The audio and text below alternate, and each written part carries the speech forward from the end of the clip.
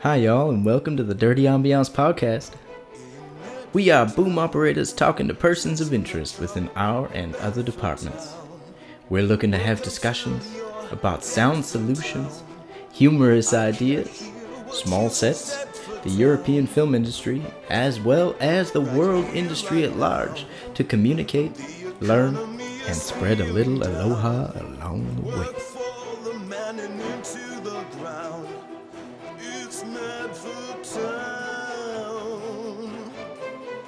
It's a quickened pace of life, blue-collar job with kids and wife, car repayment, student loans, and alimony. Man, this blows in Bedford town.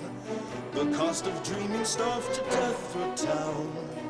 It always seems like we're in debt for town, where every traffic light is red for town. In Medford town, we're growing weed in the shed for town, delivering fast food and meds for town, just sort of feeling kinda dead for town, smoking lots of meth for town. Did you guys already say that one? It's a quickened pace of life, but on the home display. How's that? Oh. Motherfucker. I think you found yourself a new profession. Yeah. Damaging people's hearing. Yes.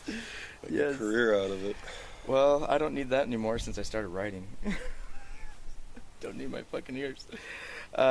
So yeah, he used that for the master, and then used the DSLR between. And so the master was like 3 feet in front of us, Okay. focused on the leaves 3 feet in front of us, Sure. and neither of us noticed. And then the DSLR that he had in his hand was like 3 feet behind. So whenever you see this podcast, it's going to be soft as fuck, It's an but artistic sharp. statement. Well, here's the thing. I wouldn't feel too badly about it because it actually happened to me recently. I was lucky enough to have a second angle that I was directly monitoring because the cameras that I use, I monitor through iPad.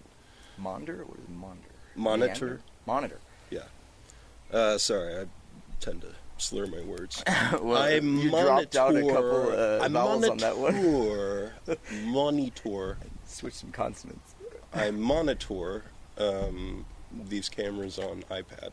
So not having two iPads meant that I was having to choose which camera I was looking at, and I chose my B camera, which would have been fine, but it wasn't the primary angle, and so I had to go back and reshoot it, but luckily it was not the most critical thing in the world. So you actually went for a reshoot. Yeah, it's worth it to me. There's been maybe 5 times in my life where it's like I'll go to the client and I'll say, you know what, this is on me. Yeah. I want to make this right. Yeah, so the question is, do you want to give me the opportunity to do that? And every single time they're okay with it. So it was professional. It wasn't the personal project like the Artifact one that you showed me. Artifact was smooth running. I was Yeah. like, I didn't even have to think about how that came together. That's not usually the case, though. Everything else that I do requires copious amounts of thought and as much planning as I can muster. But even then, some things go wrong. And, I learned very early on as an editor that I could do things as a camera person, not to be perfect, not to always save my ass in post, but certainly to give myself options. Sure. And options are always better in post. Yeah, options and frankly options that would just allow me to save my own. So things like, having a really cheap camera as like a C shot, just in case, God forbid, and As not the the C greatest. shot always running. Yeah, always running, and so you have to get a camera that's probably not got the best sensor, but it's got internal flash memory, something like that. Not a HDSLR, which caps you at however many minutes on your SD card or compact flash. Yeah. It needs to be something that you can just kind of let go, like a phone. Yeah, sure. And so phones don't have the most wonderful sensor when it comes to video, but frankly, it's way better than nothing. And of course, you know, I've got the iPad, but I also have the iPhone, and I'm really considering getting that 13 Pro just because it can shoot ProRes 420 to natively inside the fucking phone. yeah. I mean, that uncompressed video is useful. Like, I could use that. It's not just a bullshit gimmicky thing. You know, so yeah, I'm really good at coming up with lists of things that I want to buy. You know, that's Whether like my favorite thing to do. Yeah, or a clear fucking plan about what I'm going to do with it. No, I really can't wait to spend someone else's money. Sure. No, this is what I just started with, was actually writing down all the things I'm going to ask for when it comes to this podcast thing. Yeah. Because of just like, for one, I just ran into the position where the footage off of that guy is possibly too much for my laptop to handle for editing. Sure. I thought I bought enough to handle that as far as specs, but it could be that I didn't, which that'll be part of the package in that sense of like, dude, either we're hiring an editor or I need help with some other kind of either super good laptop or an editing bay of my own. Right. Well, spend $4,000 and get yourself a new you know, the Mac? Well, yeah, the MacBook Pro. No. You're a PC guy? Yeah. I can't stand Mac. Really? I don't know why. No, My brain just I get doesn't it. work that way. I'm totally, I totally understand people who have like a top-down aversion to Mac. I like it. And the reason why I like Mac is because my theory is Mac computers are for people who don't like computers. Yes. Only what they do. Yes. I hate computers. I really like what they do, and the more they can do without me doing or thinking about anything, the happier I am. You know, so that's where I'm at. I love them. I guess I love that control. Like every tiny, minute amount of control. Makes perfect and then sense. Knowing exactly where all of the options are, which is one of the reasons why I love Adobe. Right. In the sense of Premiere and everything, it's just like it's got its files and its lists. Oh yeah, Even if I got to spend you should check out DaVinci though. I think you're going to like it. I will eventually. It is very cerebral as a non-linear editor goes. So right now, I'll worry about doing at least the first few of these with Adobe, and then I'll consider moving over to DaVinci because it's still learning a new thing. I'm no master at all with Premiere Pro.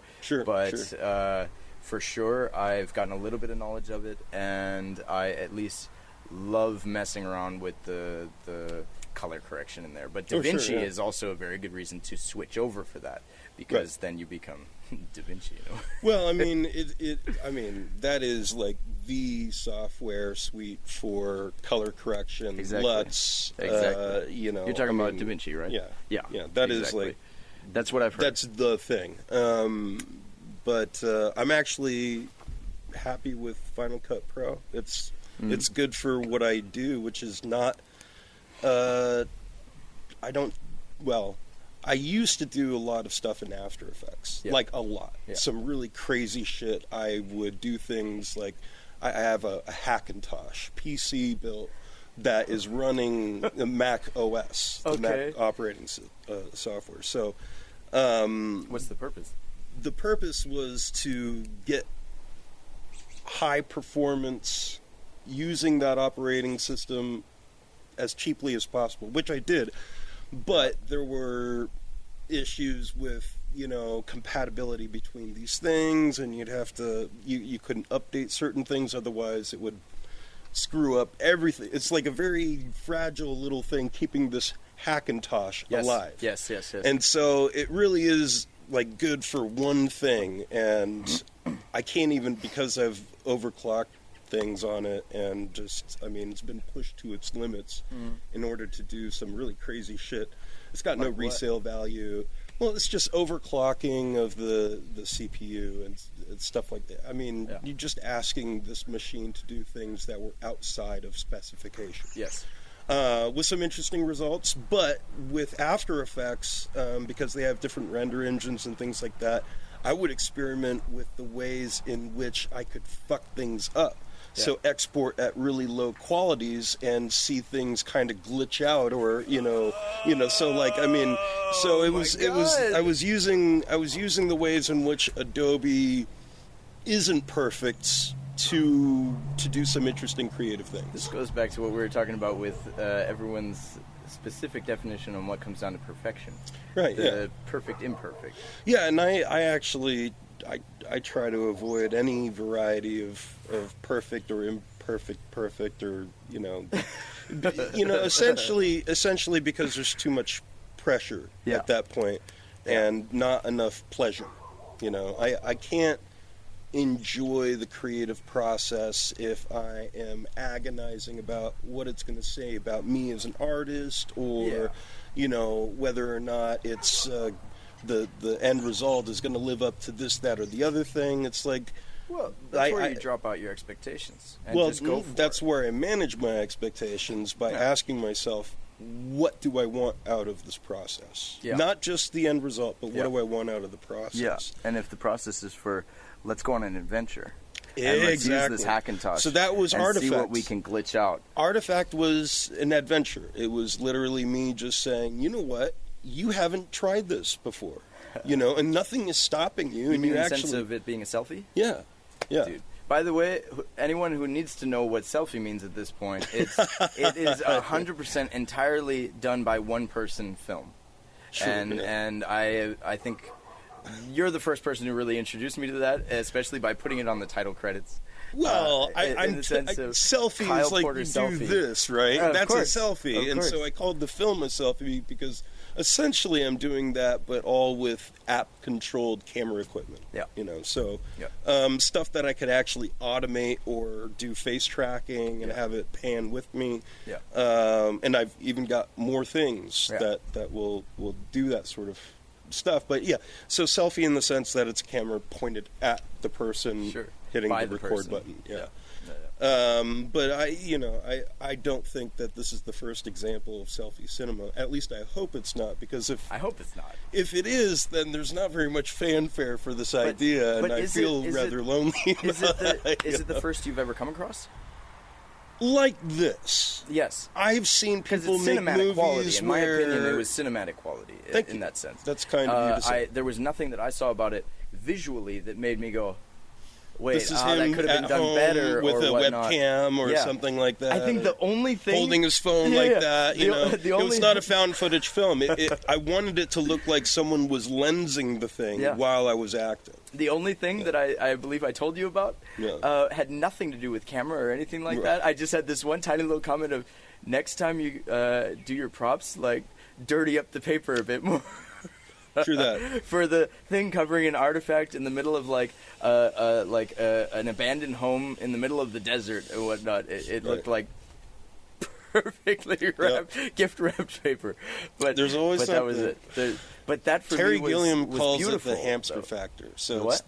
Terry Gilliam, the film director. So unfortunately not. Sorry, dude. No, it's okay. So Terry Gilliam is this wonderful, wonderful filmmaker who's done some truly mind-bending, visually just like earth-shattering stuff. Yeah. Like before anyone else, truly a pioneer of what he does.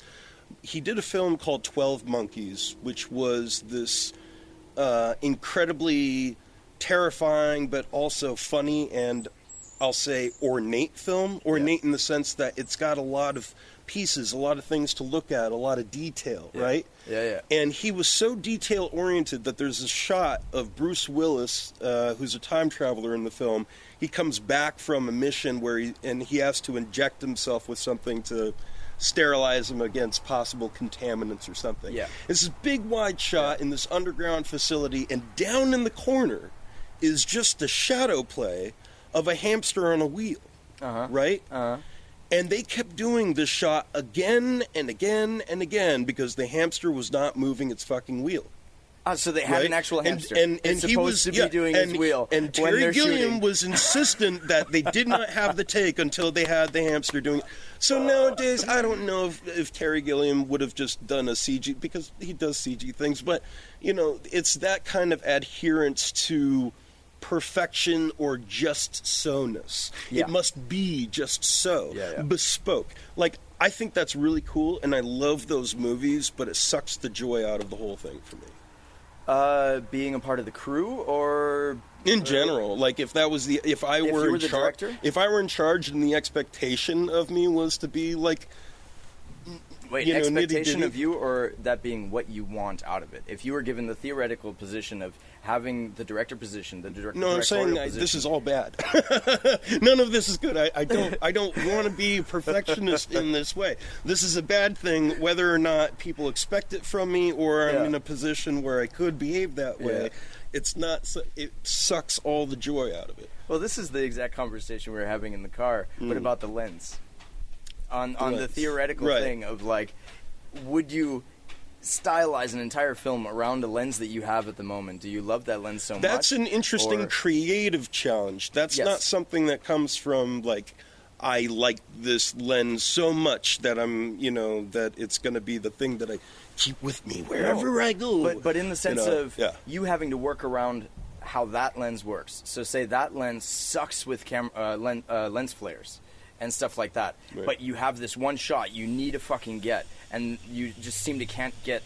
this is a shitty example at the moment, but what I'm trying to do is build an example based on you coming into problems because of the lens itself, but you need to get it because you want this fucking lens used because of either the way that it splits the light, maybe it's an anamorphic lens or whatever, and in that sense you're just stuck on this for this shot, and you happen upon that one day where you're like, oh shit, it got too cold overnight and we just gotta like wait for like defrost or some shit. I wouldn't get hung up on it. I don't give a shit. Well, I mean, anyone who's like gonna shut down the day because the lens flare is not quite right on the lens that they were so fuck that guy. It's that a cloudy guy's an day. asshole. It's a cloudy day, I don't want man. anything to do with him. Let Hollywood know I'm persona non grata if that guy is the only one who wants to talk to me.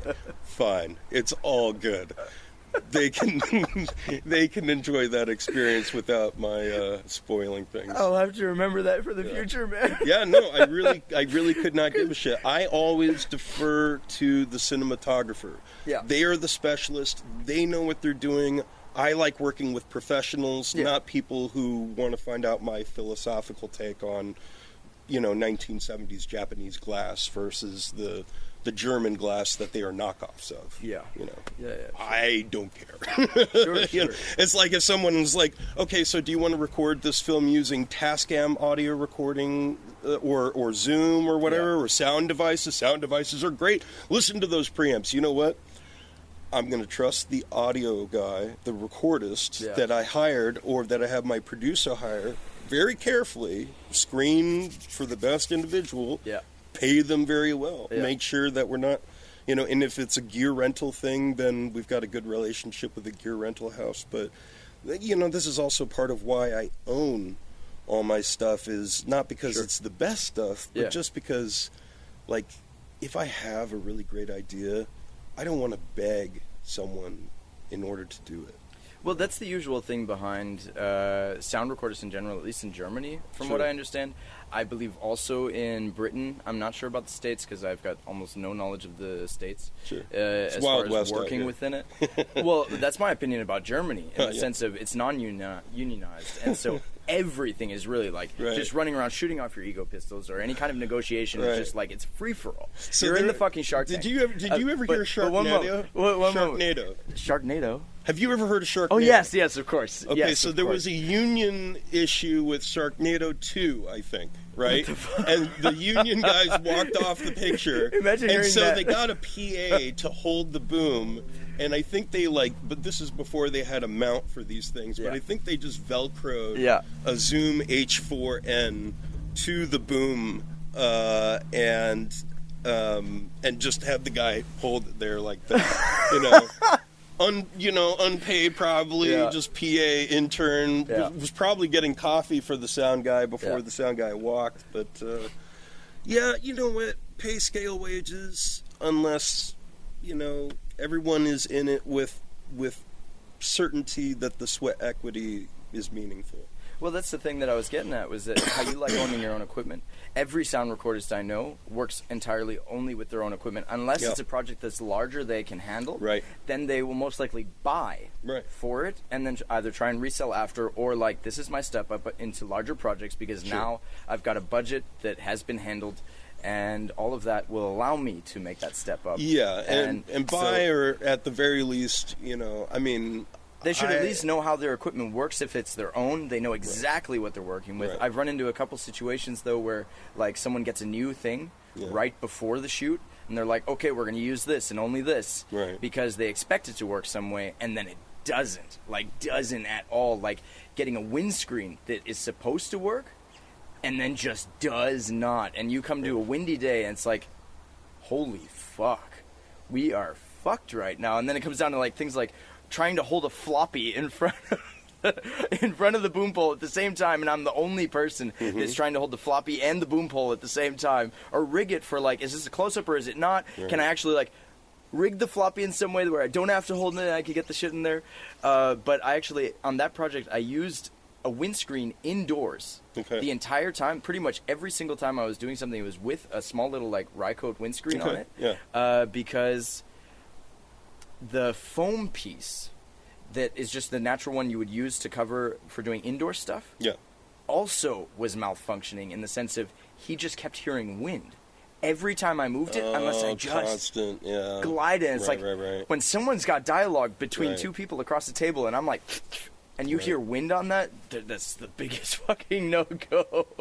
Yeah. That's just retarded. No, I mean... I gotta stop saying retarded. Well, but I take your point, though. I mean, from my vocabulary, there's a lot of hypersensitive microphones, and one of the things that I'm actually getting more and more into is trying to implement anti-vibration pedestals or things to mount on. So my camera's a good example. You know, if I just touch one thing on it, the whole thing jostles, and you can see it in the recording. And so then I'm hoping that by putting it on a rubberized mount, that I can reduce that, because it's the thing that they make for those guys to reduce handling noise on the Zoom. So I'm hoping that maybe it can do something like that visually and not just in what sense, though? You mean when you're trying to actually mount it on something that, say, like this little... When I need to make an adjustment to, say, like the ISO on the camera, so that, you know... Or if I'm just doing a slight shift with the tripod so that the whole thing isn't jerking around like that. But...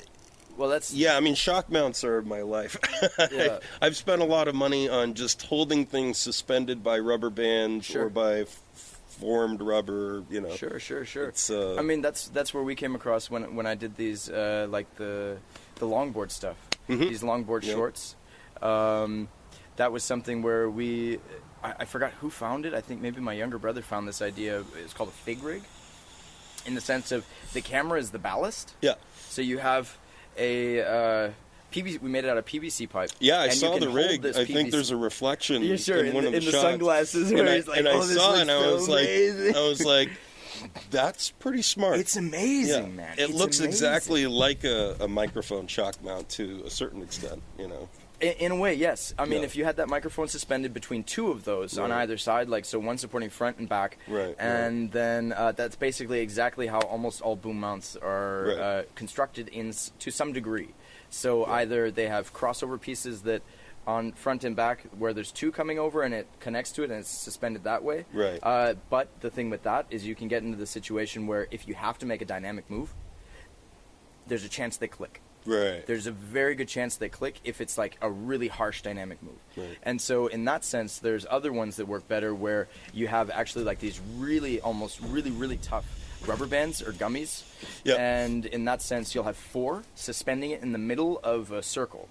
That kind of a thing. Those work a hell of a lot better with dynamic moves. But if you get into the situation of being outside and you have to have a huge windscreen or something like that, you got a blimp or whatever, then you run into the situation of like maybe the mic taps on that or something like that, or the situation of if it's the blimp connected to it in a different way, the blimp will move against it. There's a lot of things that you just kind of like have to figure out on the go. When it happens, you're like, oh shit, I heard it. Yeah. And hopefully somebody is like, yes, you're allowed to have the time at the moment to figure out your sound problem, because that's what the shot calls for. Right. Is the specific dynamic move. Unless it's on sound, we stop and we do this fucking thing. And then, of course, everybody sighs. Yeah. But you know what, man? Waiting I on establish it with the producer from the get-go. Are we stopping for planes, trains, and automobiles? Sure. Yes or no? Sure. Because if it shows up there later, but Sure. it was explicit, we do not stop for that shit. Yeah. Yeah. Well, the thing I'm going back to right now, Yeah. we have the lovely situation of there is a construction site directly on the other side of the studio. Like, there's just a wall separating construction site and studio. And so anything that's shot out on the lot Yeah. has construction noise in it. And that is still something to this day that is not 100% clear between everyone on that crew. We do not stop for Sound. construction Yeah. sound. Yeah. Not stopping for sound. I mean, So, for that noise in yes, particular. for that one in particular. That's something that definitely needs to happen a lot more, in the sense of just down to the minute detail Right. of, okay, do I stop when his lav mic starts fucking up because it just happens to like come a little loose, or the Right. clothing is bouncing on it or something? We didn't catch the exact way that this clothing would work, but that also goes into pre-production. If sound was like there for pre-production in the sense of costume building, recommendations on how to use this fabric over that one, don't use so much starch when you wash it, because I know you want it to like do it fall in a certain way because it's stiff and it's easier to handle, but if it's not so important for the actual shot in the sense of the image, and the director's not saying, I need a stiff fucking cardboard shirt, you just get rid of the starch, because then the actual lav mics can handle what's going on. They can move around a little bit on their own, Right. and then you won't have this, say, like with chest hair, Right. or with beard hair, like on a collar, where it's just like, I know you guys are gonna hear that. Sorry, that was a bit loud.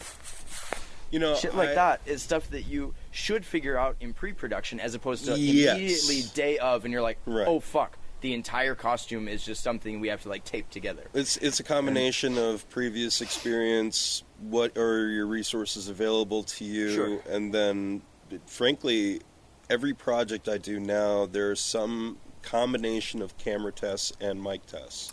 Most likely, so projects you do now on your own? Yeah. Of course. But If but also for clients and things like that. Sure, but so. you're in control. Yeah, Gotcha. yeah. I actually don't really work for a company or something like that Anymore. Not in a very long time. Yeah. And so I'm essentially my own boss, other than my clients. Yeah. And so, I don't know how I would feel about like doing a job that my boss doesn't care about whether the XLR cables are shielded or not. And I'm like, well, we're going to be filming in a big tall office building where 20 different people are listening to the radio. Yeah. We should probably, anyway. It's just, I don't like the uphill struggle of getting people to care about things they don't know they should be caring about. No, but unfortunately that's a situation that I run into a lot, where it just comes down to day of, and I you're feel trying very to sorry convince... for you. Yeah, sure. But that's... You should try being your own boss, man. It's great over here. Well, There's no money in it, but I'll tell you what, man. It's great for your stress levels and anxiety. There's no money yet. There's no money yet. If you hate the person you work with, then you have self-esteem issues. That's all that means. Yeah. No, I didn't plan on end up working alone like this, but it's necessity is the mother of invention. Sure. And like I knew that I needed to do this stuff because I wanted to do it. I just wasn't going to wait for a crew to show up or an angel investor to show up. I was going to make what I could happen. Yeah. And as soon as something happened, I would just let that, spur me on to the next thing. Sure. Like, fuck it. Well, the universe didn't stop me, so apparently I'm supposed to keep going. I have that distinct feeling right now.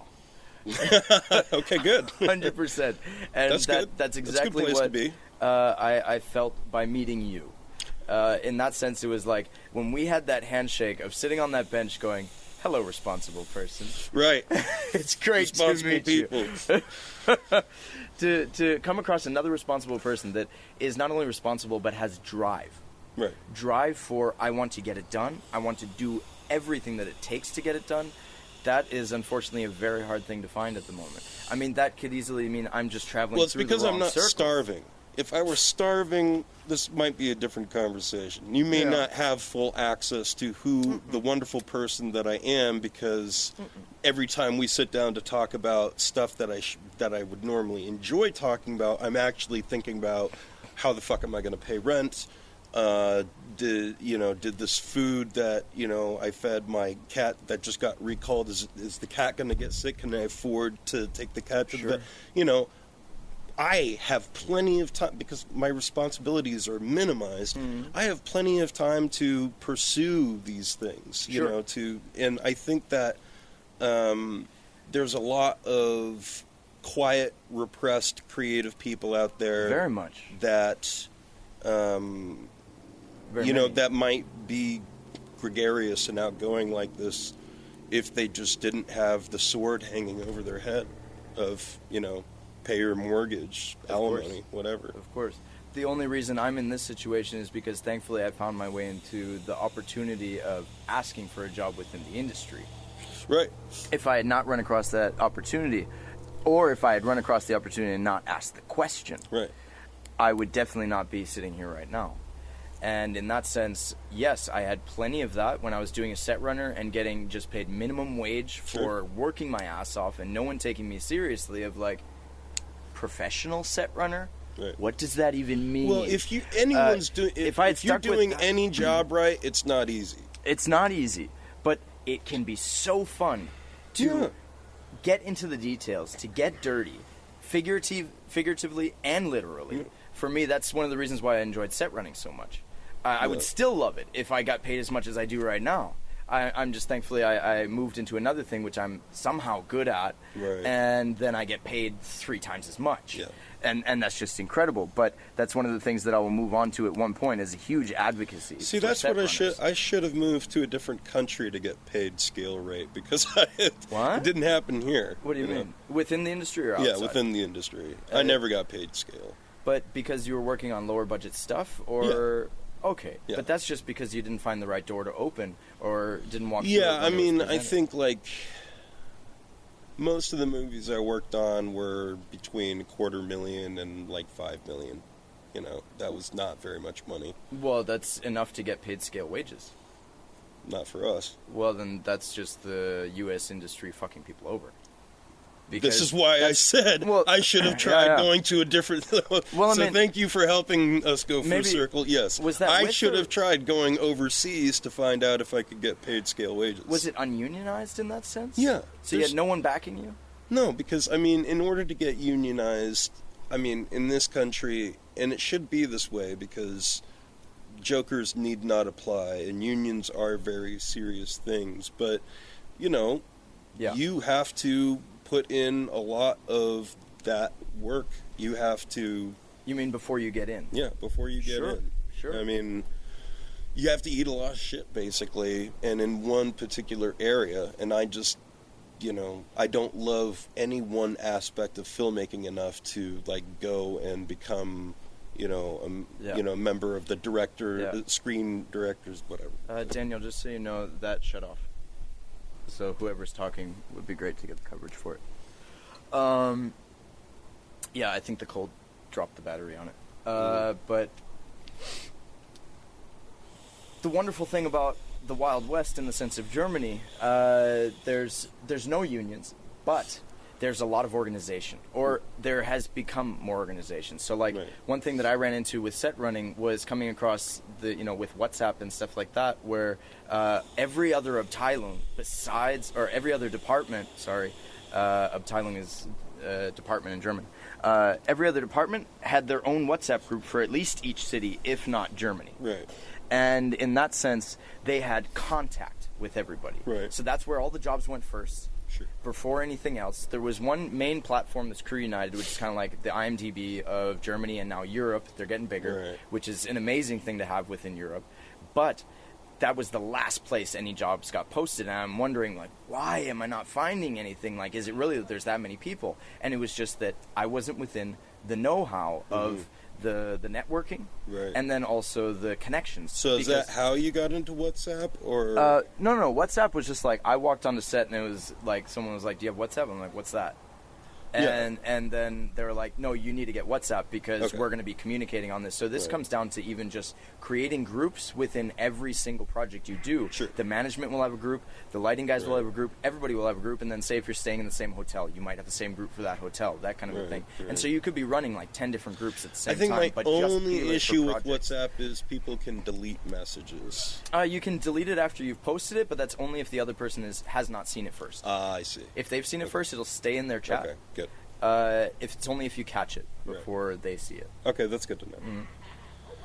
Yeah, I think that communication is like number one. I've been on film sets where peace and harmony were possible, but for lack of communication. You know, and You mean in the sense of it just did not happen because of lack of communication. things could have gone much more smoothly Yeah. with better communication. Yeah. You know, the films that I've been on, there's always this magical element where they always get done. That's always pushed through, you know. I've not been on a break budget yet, in the sense that I've always heard we're over budget, but that means they're just finding more money in their pockets to keep up with. Yeah, I haven't worked on a film project that ran out of money and didn't go anywhere. Yeah, you know, it may have scaled some ideas down before the end. That's different, though. Of course, that's totally different. You still make something, and and hopefully everybody gets paid. It's reality, you know. Yeah. Sometimes things don't go according to plan. I am one of those people that I don't throw the baby out with the bathwater. Meaning, if it's not perfect, then there's still something there. There's still something of value there. Yeah. And I'm probably going to end up making movies that feel that way at some point. Like, he was so fucking close to the thing. He was, like, right there, and, like, maybe if he had Dwayne "The Rock" Johnson another $20 million, he could have done it. But, like, I love certain movies where you see the potential for the movie. Like, you saw the movie, and it's entertaining, and then it was like, oh, man, but if they had, like, just a little bit, if they could have just stretched it a little bit more, it would have been... Or if the hamster actually ran when he was supposed to. Well, they did finally get the shot. But he had money to spend, and the reason why is because he had Bruce Willis and he had Brad Pitt standing right behind him, two of the biggest Hollywood stars, and they were going to go to bat for Terry Gilliam no matter what the studio said. Yeah. And, like, when you have Mr. Tiger Beat, teen fangirl, heartthrob guy saying, this is the guy, we do what he says. Yeah. That's power. Sure. That's awesome. Sure. That's one way to really understand that power comes from so many different directions, and it just depends on how you build it within the structure that you're trying to get done. That's why I like Robert Pattinson, is because he uses that teen heartthrob thing that he had to push forward some really interesting shit, like Lighthouse. Did you watch Lighthouse? Not yet, but you need to see Cosmopolis. I'll watch Lighthouse if you watch Cosmopolis. Yes, I will. And the reason why is because that is such a risky fucking movie. Cosmopolis, I mean, they're both risky movies. Lighthouse, completely. But I don't know that they would have necessarily gotten made, or at least with the same budgets or with the same marketing fanfare or exposure, without that teen heartthrob.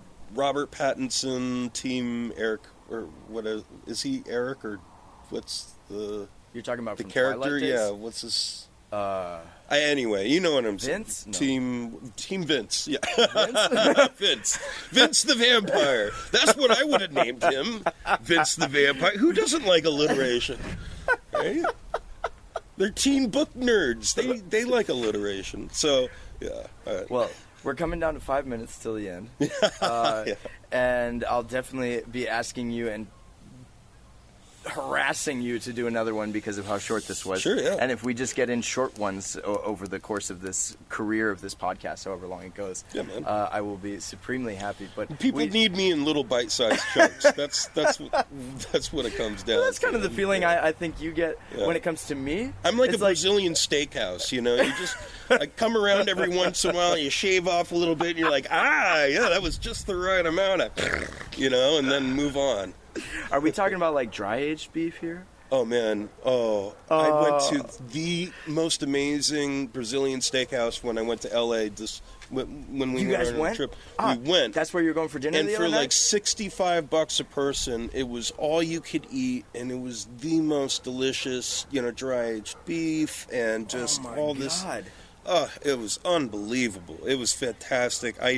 It's the only way I want to eat meat. Mm-hmm. Everything else is just me settling. Sure. And so I got back and I'm like, okay, you know what? I'm just going to eat like the fake meat stuff, the Beyond Meat patties. And when I'm good, and when I've fought through the universe hard enough back to the Brazilian steakhouse, then I will eat meat properly. It's actually not that hard to do for dry aging stuff. Oh, sure. When you get a good I'm lazy slice, as fuck, man. Yeah. You know how much I know how much I enjoy cooking food? This much. But dry aging is that simple. That all it takes is something like how you amass your camera equipment. Right. You just go to eBay, find someone who's throwing away a refrigerator. Okay. You get that refrigerator, you make sure it runs. That's it. And then you line it with salt. Line the inside of it entirely with salt. Okay, So a tiny refrigerator is better because you don't have to worry about like 50 pounds of salt or whatever. And that salt, just over a period of 20 days or 30 days, you just leave that in there. Right. And it just sucks the moisture out of it and tenderizes that meat. And that's all you have to do. See, salted pork, I would love to do salted pork. Well, you don't... I don't know if you put salt on the actual meat itself. As far as I understand it, you're just caking the inside of this thing with salt, so it's pulling that moisture out. Right. And then just making sure you have enough salt in there that it's not getting to be moist salt. Sure. Pretty much. But I had this, the first, or the best burger I ever had, I think, is by a restaurant that might not exist anymore in Hawaii. I was doing a cigar event with them, and they did a dry-aged beef burger. Oh. It was the most amazing thing in the sense of all they did was put a few onions on top. Right. And then I think maybe a slice of lettuce. And I don't even think they went for sauce. Nice. Like, it was just so fucking on point that, like, nobody gave a fuck about cigars. Nobody gave a fuck about drinking anymore. There's this burger. Can I get another one? Yeah. Can I get another one of these burgers? Oh, man. Then the second time I had my occurrence with dry-aged beef was the situation where I was traveling up through Austria. Randomly ended up in a tiny town where I was like, fuck, I gotta like transfer, but I have like a couple hours, and I randomly found a restaurant, and I saw on their menu dry-aged beef. And so I was like, okay, can I get like $25 worth or 25 euros worth of dry-aged beef? And they like literally came along. He was like, that's going to be this. And he like shaves off this tiny little slice of meat. I'm like, okay, I'll just get the pancakes. Just give me the pancakes. Yeah, 25 euros of dry-aged beef is... Oh, man. I'm surprised you didn't get kicked out. I don't know. I felt bad. I was just like, he just like shaved off this slice to make a point, I guess. But it was just like, dude. He probably went right in the back and ate it himself. At the Brazilian steakhouse, that's like the right thing, because, I mean, they're constant. They're making the circuit, and everybody's got this giant spit and the knife, and they come around and they just... Wow. Oh, man, it was so good. I gotta say, I really enjoyed LA, and I think next year I'm gonna spend winter in Southern California. Whoa. Yeah, I really love the weather, and I love, like, Los Angeles is a city of detail. Oh, yeah. When you get tired of looking at something, all you have to do is turn yourself around 180 degrees, and all of a sudden, it's a completely different set of visual stimuli. It's fantastic, and it's dirty, and it's gross, and it's hot, and it's dry, and it's fantastic. Yeah. That's the character and the beauty that comes out of weird I was weird very close creations to of humanity. So we filmed down by the LA River, Yeah. and as we parked, there was this rooster Yeah. living off the side of the freeway. And I felt so so Hawaiian, bad. I gave it a breakfast bar, but I'm like, God damn it! I kind of want to like rescue this rooster and take it home. Of course, I didn't, because it very well could have had like an avian illness or something, and I didn't want to trek it over state lines, and it's going to be food for an LA coyote at some point. But it was just more of that weird detail stuff you weren't expecting to see all over the place. And this is one of the beauties about Hawaii. Like, when I caught the bus on Sunday morning to go meet Charles, our co-writer, get off the bus in Kailua, and there's just a family of chickens there next to the bus stop, just like wandering around. That's Hawaii for you. If you ever go to Hawaii, like, dude, Oahu is just like overrun with chickens and cats. Chickens and cats. And then if you find the right spot, there's ducks that are just telling them to fuck off all the time. Like, the ducks love the water. If these chickens and these cats get any close, because cats, I'm sure, will go for the eggs or something like that and try to get to their nest. And I've seen like army of ducks marching against like army of cats before at like 3 o'clock in the morning. It's so amazing. I mean, when I lived in Tennessee, someone had let their albino peakocks go. Oh my God. And so there were just albino peacocks roaming around. The music video I showed you for Travis, there was supposed to be an albino peacock there. Well, he was white. He was a white peacock, not an albino. So he didn't have the red eyes. It was white. But I say albino. But either way, he was supposed to be in there, and the cameraman fucked up all of those shots. Yeah, I think... And we had to cut out Tony. We had to cut out Tony. Cameraman experience with that. We'll have to go into that sometime, because I think hiring practices would be a really interesting thing to talk about. He fucked over Tony, and Tony died after that. Yeah. We each got a feather from him. Dirty. We didn't hunt his feathers, but he dropped a few, and we got a couple of them. So I've got a couple feathers from Tony. That it's like special ones that I'll wear in one of my hats every once in a while when I know that it's not going to rain or anything like that. Like, Tony's feathers with me, but like even shots where it was just like he's in the background, that the exposure was fucked for having Tony in it. It was just brutal. But you gotta go, and we never introduced you. Yeah, well, we'll have to do that the next time. We should introduce you next time? Okay, we'll introduce you next time. No, yeah. Can I get a fucking hug? Of course, man. Kyle, that was fun. Oh, thank you so much. Well, if you want to do some more on Friday, I can do some on Friday. If you have time on Friday, we could shoot another one. Well, I mean, let's, we should get together and talk about the biggest thing for Friday is review. Yeah, but if you want to record more, I'm totally happy. Would be cool to do something in Sharon's place, though. Yeah, that's what I'm saying. Just switch it up. Go over to Sharon's. Yeah. One thing I would love to do at one point, maybe that'll be number 3 with you, is in your little sound studio down there. Yeah, I'm reorganizing things. So if you ever need help reorganizing. I'm still developing my vision for things.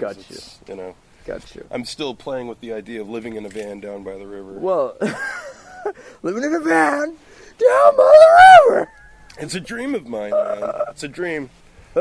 If you get like a nice enough Mercedes Sprinter, or even a Pro Masters. Sure. Actually, what I want is an ambulance, because they insulate those things and they're built like a brick shit house, right? Shit. But like they already have a bed built into them, right? And then they have got a bed built in, and then they have all these hard surfaces where you could like mount, monders and shit like that, So I just need get yourself an ambulance. The unintroduced man recommends get yourself an ambulance and live in a van down by the river. Sorry, that probably peaked. Sorry, guys. I'll change that later. Fun. Kyle! Fun! Dude, thank you for pulling through, man. Yeah, man, absolutely. Oh, you're awesome. I'm sorry I couldn't give you guys more time. No. Dirty Ambiance Podcast. We come to you wherever you might be. See you on set or on a mountain, in your kitchen or on a beach, where there will be lights, sound speed, Camera rolling. Action. There's nowhere to look but up at the stars. A dream they seem to disrupt. When you start low, they won't give you time of day, and the stars a dream they do seem to delay. But here she is, patron saint of haute couture. Here she is, in cardboard boxes and dumpsters. If the world could make